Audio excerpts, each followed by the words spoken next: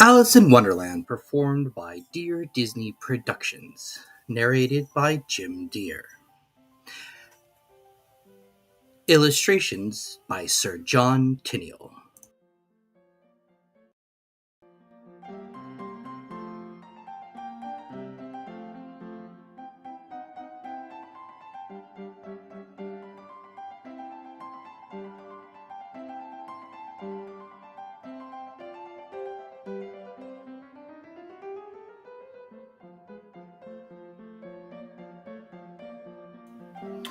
All in the golden afternoon, full leisurely we glide, for both our oars with little skill by little arms are plied, while little hands make vain pretense our wanderings to guide.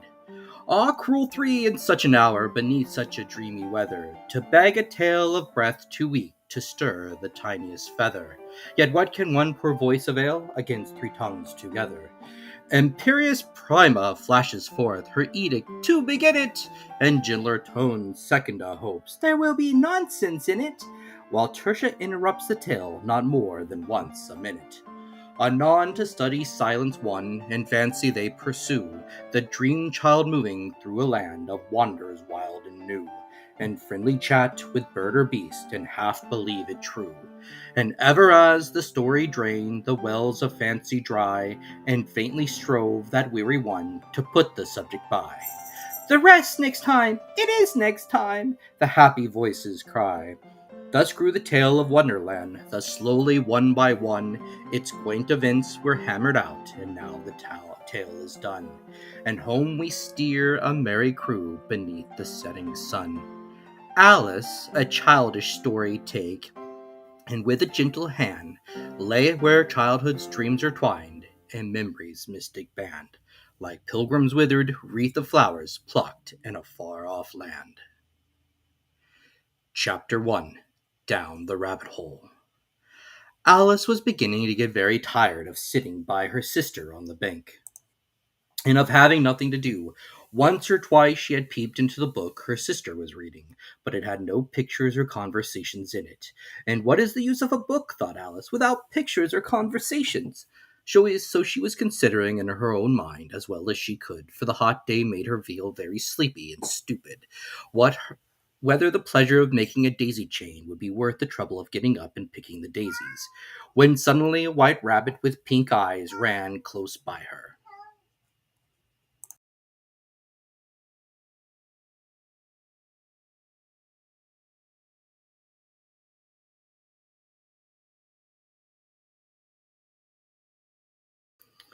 There was nothing so very remarkable in that, nor did Alice think of it so very much out of the way to hear the rabbit say to itself, oh dear, I shall be too late." When she thought it over afterwards, it occurred to her that she ought to have wondered at this, but at the time it all seemed quite natural. But when the rabbit actually took a watch out of its waistcoat pocket and looked at it, and then hurried on, Alice started to her feet, for it flashed across her mind that she had never before seen a rabbit with either a waistcoat pocket or a watch to take out of it, and burning with curiosity, she ran across the field after it, and was just in time to see it pop down a large rabbit hole under the hedge. In another moment down went Alice after it, never once considering how in the world she was to get out again. The rabbit hole went straight on like a tunnel for some way, and then dipped suddenly down, so suddenly that Alice had not a moment to think about stopping herself before she found herself falling down what seemed to be a very deep well. Either the well was very deep, or she fell very slowly, for she had plenty of time as she went down to look about her, and to wonder what was going to happen next. First, she tried to look down and make out what she was coming to, but it was too dark to see anything. Then she looked at the sides of the well and noticed that they were filled with cupboards and bookshelves. Here and there she saw maps and pictures hung upon pegs. She took down a jar from one of the shelves as she passed. It was labeled Orange Marmalade, but to her great disappointment it was empty. She did not like to drop the jar for fear of killing somebody underneath, so managed to put it into one of the cupboards as she fell past it. Well, she thought Alice to herself, after such a fall as this, I shall think nothing of tumbling downstairs. How brave they'll all think me at home! Why, I wouldn't say anything about it, even if I fell off the top of the house, which was very likely true. Down, down, down. Would the fall never come to an end? I wonder how many miles I've fallen by this time, she said aloud. I must be getting somewhere near the center of the earth. Let me see, that would be 4,000 miles down, I think. For you see, Alice had learned several things of this sort in her lessons in the schoolroom, and though this was not a very good opportunity for showing off her knowledge, and there was for as there was no one to listen to her, still it was good to listen to. It was good practice to say it over. Yes, that's about the right distance. But then I wonder what latitude or longitude I've got to. Alice had not the slightest idea what latitude was, or longitude either, but she thought they were nice, grand words to say. Presently she began again. I wonder if I shall fall right through the earth. How funny it'll seem to come out among the people that walk with their heads downwards. The antipathies, I think. She was rather glad there was no one listening this time, as it didn't sound at all the right word. But I shall have to ask them what the name of the country is, you know. Please, ma'am, is this New Zealand or Australia? And she tried to curtsy as she spoke. Fancy curtsying as you're falling through the air. Do you think you could manage it? And what an ignorant little girl she'll think me for asking. No, it'll never do to ask. Perhaps I shall say it written up somewhere. Down, down, down. There is nothing else to do, so Alice soon began talking again. Dinah'll miss me very much tonight, I should think. Dinah was the cat. I hope they'll remember her saucer of milk at tea time. Dinah, my dear, I wish you were down here with me. There are no mice in the air, I'm afraid, but you could catch a bat, and that's very like a mouse, you know. But do cats eat bats? I wonder. And here Alice began to get rather sleepy and went on saying, do cats eat bats? Do cats eat bats? And sometimes, do bats eat cats? Do bats eat cats? For you see, as she couldn't answer either question, it didn't matter which way she put it. She felt that she was dozing off and had just begun to dream that she was walking hand in hand with Dinah and saying to her very earnestly, Now, Dinah, tell me the truth. Did you ever eat a bat? When suddenly, thump, thump, down she came upon a heap of sticks and dry leaves, and the fall was over. Alice was not a bit hurt, and she jumped up onto her feet in a moment. She looked up, but it was all dark overhead. Before her was another long passage, and the white rabbit was still in sight, hurrying down it. There was not a moment to be lost. Away went Alice like the wind, and was just in time to hear it say, as it turned a corner, Oh, my ears and whiskers! How light it's getting! She was close behind it when she turned the corner, but the rabbit was no longer to be seen. She found herself in a long, low hall, which was lit up by a row of lamps hanging from the roof. There were doors all around the hall, but they were all locked, and when Alice had been all the way down one side and up the other, trying every door, she walked sadly down the middle, wondering how she was ever to get out again. Suddenly she came upon a little three-legged table, all made of solid glass. There was nothing on it but a tiny golden key, and Alice's first idea was that this might belong to one of the doors of the hall. But alas, either the locks were too large or the key was too small, but at any rate it would not open any of them. However, on the second time around she came upon a low curtain she had not noticed before, and behind it was a little door about 15 inches high. She tried the little golden key in the lock, and to her great delight it fitted.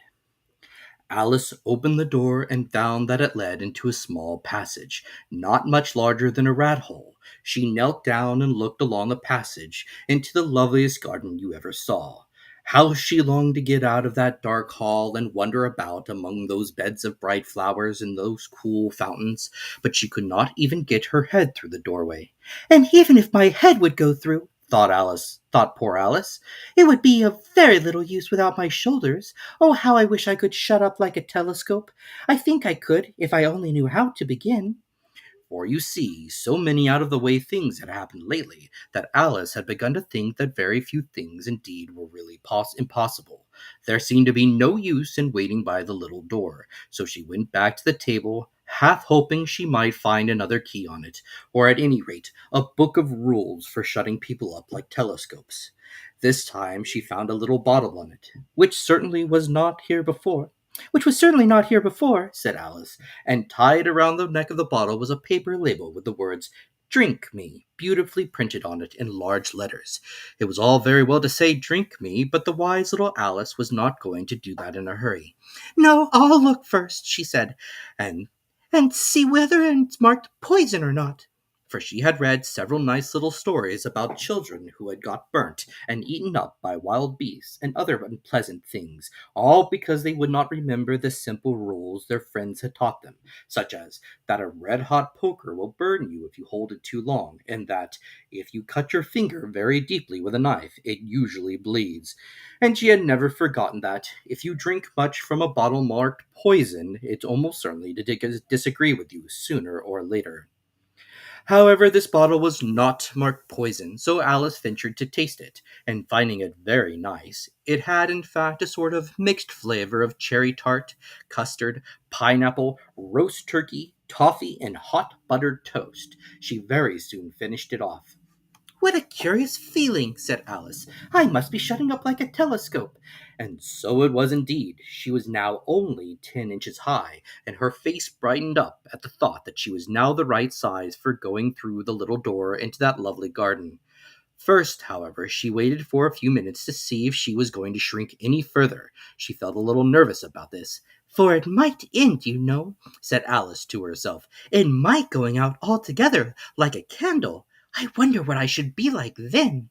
And she tried to fancy what the flame of a candle looks like after the candle is blown out, for she could not remember ever having seen such a thing. After a while, finding that nothing was more happened, she decided on going into the garden at once. But alas for poor Alice, when she got to the door, she found that she had forgotten the little golden key, and when she went back to the table for it, she found she could not possibly reach it. She could see it quite plainly through the glass, and she tried her best to climb up one of the legs of the table, but it was too slippery, and when she had tired herself out with trying, the poor little thing sat down and cried.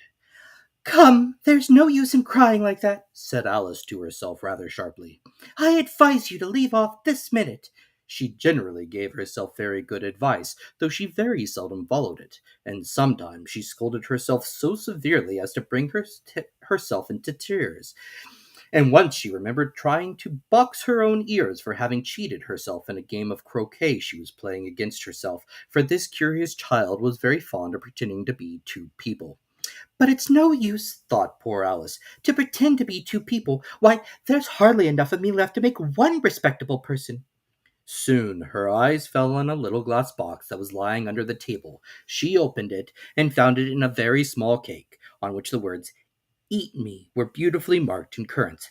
"Well, I'll eat it," said Alice, "and if it makes me grow larger, I can reach the key, and if it makes me grow smaller,